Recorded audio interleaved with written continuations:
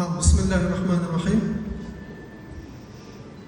Бүкіл әлемнің Раббысы Аллаға сансыз мақтаулар болсын. Адамзаттың асылы сүйікті елшімізге сансыз салауаттар болсын. Шын жүректен бүгін Ерекеңнің шаңырағындағы қуанышқа ат салысып, мен өзімнің келгеніме қуанып отырмын. Шынымды айтсам, Ереке мен бұндай жағдайларды білмейді екенмін. Видеоны көрген кезде бар, мен қай әлемде өмір сүріп жатқанымды білмеймін. Жұрттың бәрі біледі екен, мен білмейді екенмін. Жалпы сынақтың несі сынақ дейді. Ақыры Аллаға жақындатса дейді. Байлықтың, нығметтің несі байлық? Құдайдан алыстатса дейді. Сіздерді Аллаға жақындатқан бұл қандай, нендей керемет сынақ. Бұл бір көзге қараған кезде жүрекке бір қайғы болып көрінуі мүмкін, бірақ пайғамбарымыздың қандай керемет сүйіншісі бар. Қиямет күні шетінеп кеткен балалар, балиғатқа толмаған балалар, қаламы көтерілген балалар, Алла тағала оларды есепсіз жәннатқа нығметтеп бөлеп кіргізіп жатқан кезінде дейді, Раббым, мен кірмеймін деп айтады дейді. Әй пендем, кіре ғой, мен кірмеймін. Мен әке шешемнің қолынан жетектеп кірмейінше кірмеймін деп айтады дейді. Не көрдіңіздер ме? Бұл дүниедегі сондай бір сынақ болуы мүмкін, өтті, кетті, бірақ ертең Алланың алдында ең ұлы нығмет күтуде сіздерді, Құдай қаласа. Сол нығметті көріңіздер, соған жетіңіздер. Енді ол ақиқат пайғамбарымыздың сөзі болатын нәрсе. Енді тағы бір мені қуантып жатқан нәрсе, сондай қиыншылықтарда осындай жаныңыздан табылған жеңшемізге Алла разы болсын дегенге батыр. Алла разы болсын сізге көп-көп. Осындай қиыншылықтан мойымай, Ерекеңді, отбасыңызды сақтап қалғаныңызға сізге көп-көп рахмет. Алла берекет берсін. Енді Ерекеңнің өзін біраздан бері танымаймын, бірақ енді аз уақыт болды. Түріне қарасаңыз, ішіңіз жылып кетеді, неге екенін білмеймін. Бәріңіз де сондай ма, әлде мен де сондай ма? Сөйтіп куәге жүріп қойыңыздар. Алдайды дейді ғой арасында. Жоқ, қараңыздаршы, пайғамбарымыз айтады саллаллаху алейхи вассалам. Жұмсақтық қандай нәрсеге кірсе дейді, соны әсемдеп безендендіреді дейді. Қаттылық қандай нәрсеге кірсе, оны дөрекілендіреді дейді. Көрдіңіздер ме? Қандай жұмсақ мінезімен бүкіл елдің, осындай бүкіл ағайынның басын қосып, айымдай қаншайымға баталайын деп барлығын жинап жатыр. Көп-көп рахмет Ереке. Мынау кәдімгі өзімнің тойым болғандай қуанып алдым шын жүректен. Бүгін 3-ші күн қатарынан подряд өтіп келе жатыр, тойларды төртір көріп келе жатырмыз. Аллаға шүкір, қазақтың тойы бітпесін әйтеуір. Иә. Мен жалғастыра берейін ба, тамадылықтар қарай? Енді мен айтайын дегенім, құрметті ағайындар, енді алты алаштың игі жақсылары, игі коучтары жиналып қалған екен. Әйелдер қауымын айтып жатыр. Арасында әйтеуір қосып жатқаны бар, ажырастырып жатқаны бар, Құдай жар болсын дейді бәріне де. Алла хидаят берсін бәрімізге. Енді мынадай нәрсе бар, біреу білер, біреу білмес. Жалпы Алла тағала Құранда айтады, кімде-кім біздің аяттарымыздан, біз түсірген нәрселерден бас тартатын болса, ол адамды бақытсыз, әуре сарсаң өмір күтеді дейді. Кімде-кім біздің аяттарымыздан, біздің берген шариғатымыздан бас тартатын болса, онда тек қана ол проблемалы өмірлерді ғана кешеді дейді Алла тағала. Сол шариғатымыз айтады. Біле жүріңіздер, мына жерде әкелер отыр. Әр нәрсенің өзінің мақсаты бар, әр нәрсенің өзінің алдында міндеті бар. Мұхаммед шанаға көп сөйлеп қойып жүргенде айып еттіңіз. Күнде басын қоса алмаймын да бұл кісілердің. Айтып қоймай. Айтып отқанымызды қотқым. Болды. Енді бейді. Әр нәрсенің өзінің міндеті бар. Тойға шақырып, осылай бұл сіздердің баталарыңызды алсам деп бір талқылап жатқан жағдайы бар Ерекеңнің. Енді қараңыздар ағайындар. Ер кісінің баласының алдында міндеттері бар. Әр нәрсенің өзінің міндеттері бар. Пенденің Құдайдың алдындағы міндеті бар. Пенденің пайғамбарының алдындағы міндеті бар.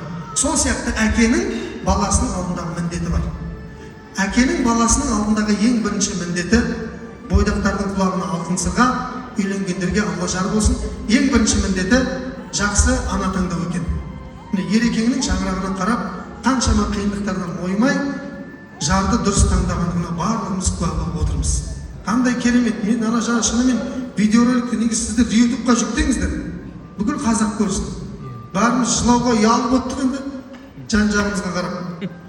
Сол жеңшеміздің сабырлығы, жеңшеміздің даналығымен мінекей осындай керемет, әр қайғыдан кейін бір қуаныш дегендей осындай керемет қуанышқа жиналып қалып жатырмыз. Әкенің демек бірінші міндеті перзентінің алдындағы дұрыс ана таңдай білу керек екен. Өйткені пайғамбарымыз саллаллаху алейхи вассалам әдемі хадисте айтады, қоқыста өскен раушан гүлге құмар болмаңыздар дейді. Көргенсіз, тәрбиесіз жердегі адамдардан жақсы ұрпақ шығару қиын дейді пайғамбарымыз айтады. Енді ол біреуге біз тіл тигізейін деп жатқан жоқпыз. Жалпы сақтық ретінде осылай айтқан пайғамбарымыз. Әкенің екінші міндеті баласының алдындағы азан шақырып дұрыс ат қою дейді. Ана қараңыздар. Айым дейді, сұлулықтың символы менің үйімде деген ғой. Ай бізде сұлулықтың символы. Бүкіл әлемде ай сұлулықтың символы. Сол ай менің үйімде болсын деген ниетпен ерекеңдер кішкентайымыздың атын Айым деп қойған екен. Қандай тамаша есім. Әкенің баласының алдындағы үшінші міндеті балаға дұрыс тәрбие беру екен. Қазақ айтады, мейірімсіз өскен баладан маңырап жүрген мал артық дейді. Тәртіпсіз өскен баладан тәртіппен өскен тал артық дейді. Көрдіңіздер ме? Сондықтан баланың әкесінің баласының алдындағы үшінші міндеті бұл тәлім, тәрбие, тәртіп екен. Қазақ айтады, ұяда не көрсе, ұшқанда соны іледі дейді. Ұяда не естісе деп атқан жоқ. Ұяда не көрсе деп атыр. Үйдегілердің қарым-қатынасын көрген бала мен қыз ертең кеткен кезде соны көрсетеді деп атыр. Мың жерден айта бер, оны өзің істемейтін болсаң шаңырағында, онда ол далаға айтылған нәрсе болады. Сондықтан әуелі екеуіңіз істеуіңіз керек, соған қарап жаңағы кішкентайлар өсу керек екен. Не көрсе деген, не естісе демейді қазір. Ұяда не көрсе дейді. Әр сөзінде мән бар да. Сондықтан қазір кейбір әкелер өкінішке орай, бір ұстаз айтып еді, кейбір әкелер тіпті үлгі болудан қалды дейді. Папа сияқты болмаймын деп, нагле айтып дейді дастархан басына қалдар. Кім боласың десе, мен Спайдермен болам дейді біреу. Мен Бэтмен болам дейді, біреу Ван Дам болам дейді. Небір дамдар болып жатыр әйтеуір бәрі. Мен әкем сияқты болам деген адам азайып кетті дейді. Баяғыда не деп айтады, мен әкем сияқты болам деп айтады дейді. Неге? Өйткені әке баласына толықтай тәрбиесін, үлгі боларлықтай өнегесін көрсете алмай жатқандықтан болса керек дейді. Бұл бір не емес, формула емес, солай болса керек дейді. Бір бұрышы. Сондықтан әке болып, мінекей тәрбие беру үшін өзіміз дұрыс болуымыз керек екен. Соңында жаңағы тәртіптің жалғасында не дейді? Жақсы тәртіп тәрбие көрсе бала күнінде дейді, өнерімен қуантады түбінде дейді қазақ айтады. Бәрібір ол бар бір жер жарып шығады дейді. Мінекей сондықтан әкенің баласының алдындағы үшінші міндеті, жазып алыңыздар, қазір ұмытып қаласыздар, білемін ғой мен.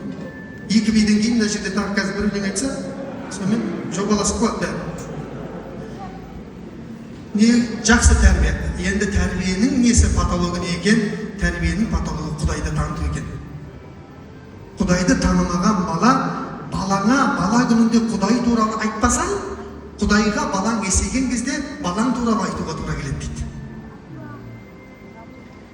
Ілгеріде өмір сүрген Омар ибн Абдул-Азиз деген халифа болған. Енді сәл не қылмаңыздар, жаңада кімдер өлең айтты ғой 20 минут, ешкім ештеңе деген жоқ. Бізде айтайық кішкентай.